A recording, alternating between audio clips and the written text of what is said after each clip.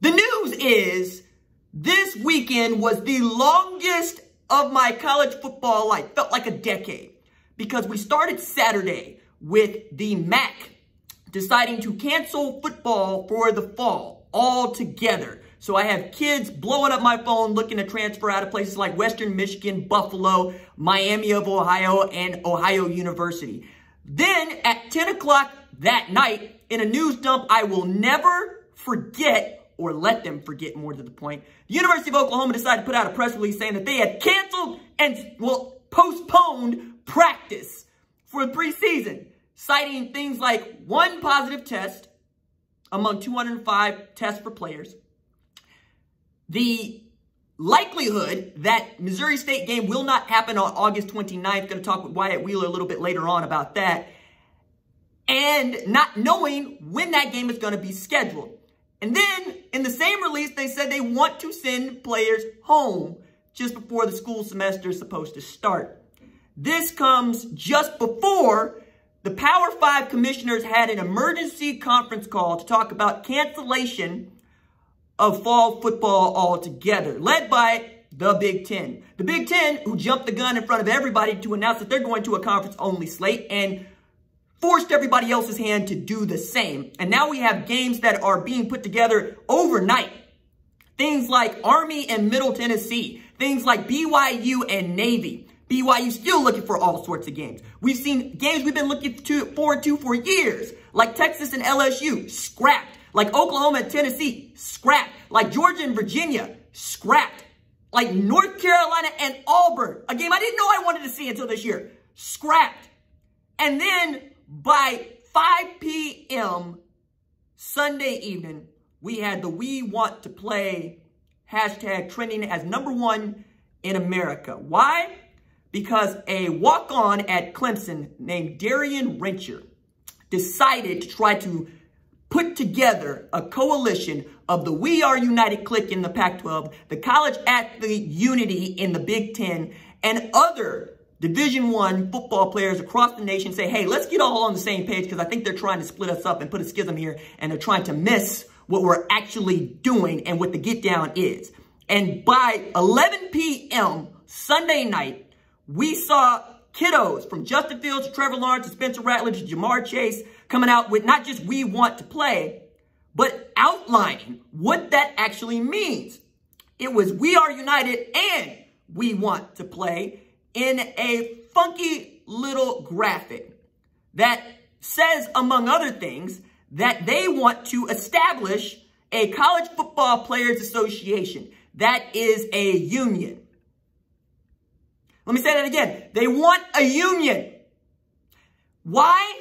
Because it is very clear to them that college football administrators, university presidents, athletic directors, coaches do not count their voice at the table.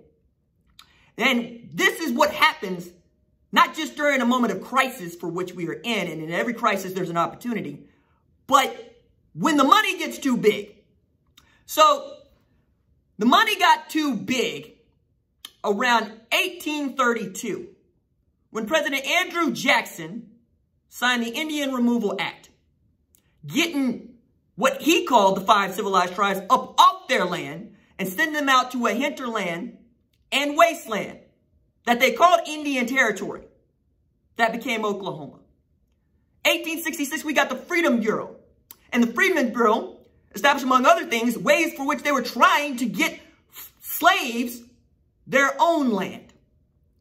In the late 1800s, we get the Dawes Commission, where we have allotments that are doled out to Native Americans. And in there, we have nefarious attempts by white folks to establish guardianship over Native American children whose parents were still very much around and very much in their lives and very well off, so that those white folks could take control of that Native American land. Why?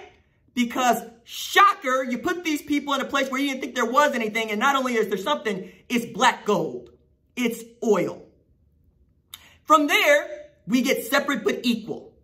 We get the formation of historically black colleges and universities precisely because white universities did not want to let folks that looked like me into their schools.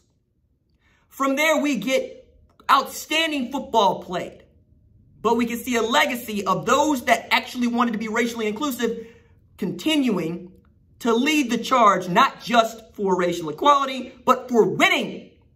We have historically black universities winning championships and creating dynasties.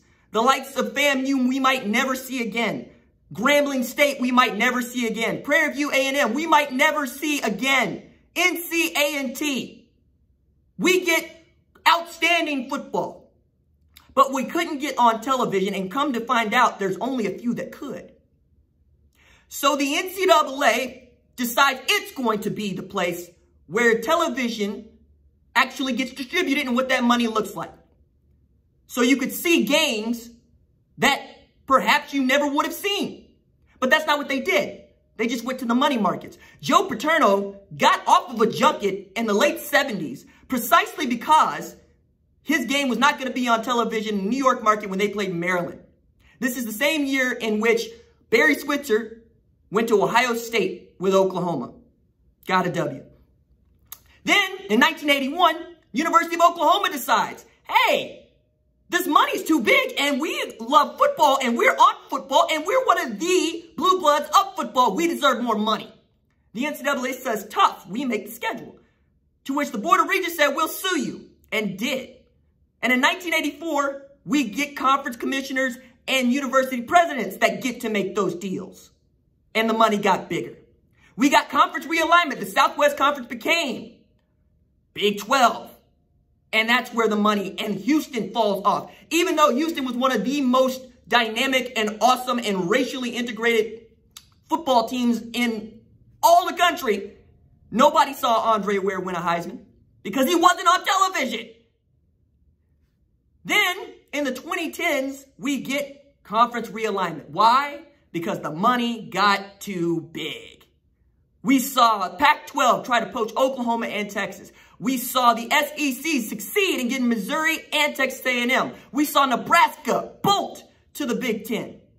And now, at this very interesting time of crisis and change, we see the money is once again too big. And so big that there is no room for talking about the welfare and safety of players in a way that is constructive. And the only way to go forward is to make players equal partners in economic and policy discussions as it relates to college football because the money is too big.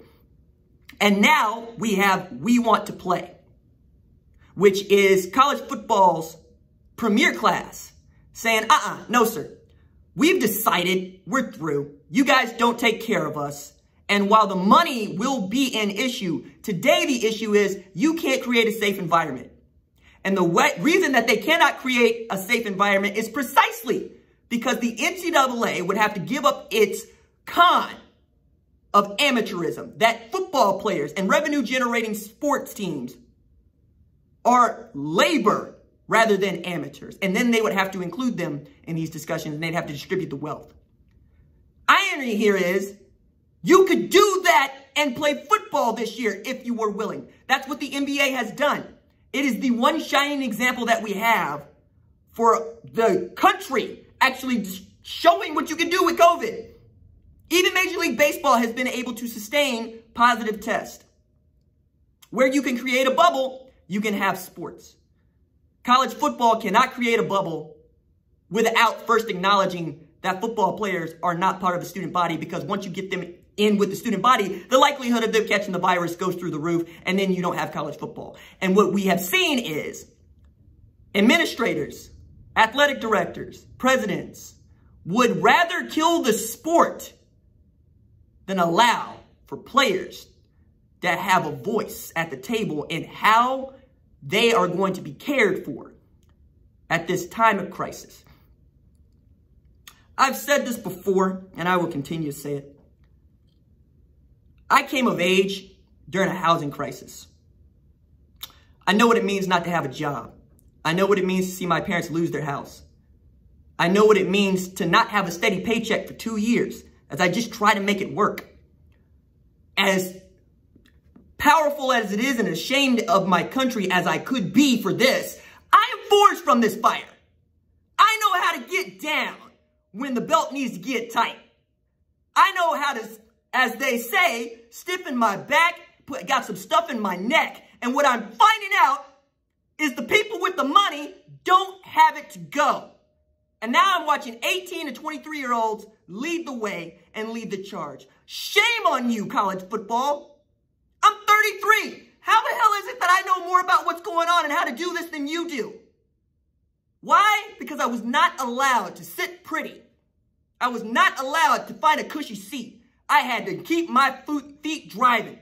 I had to break tackles. I had to assume an offensive lineman was going to miss his block.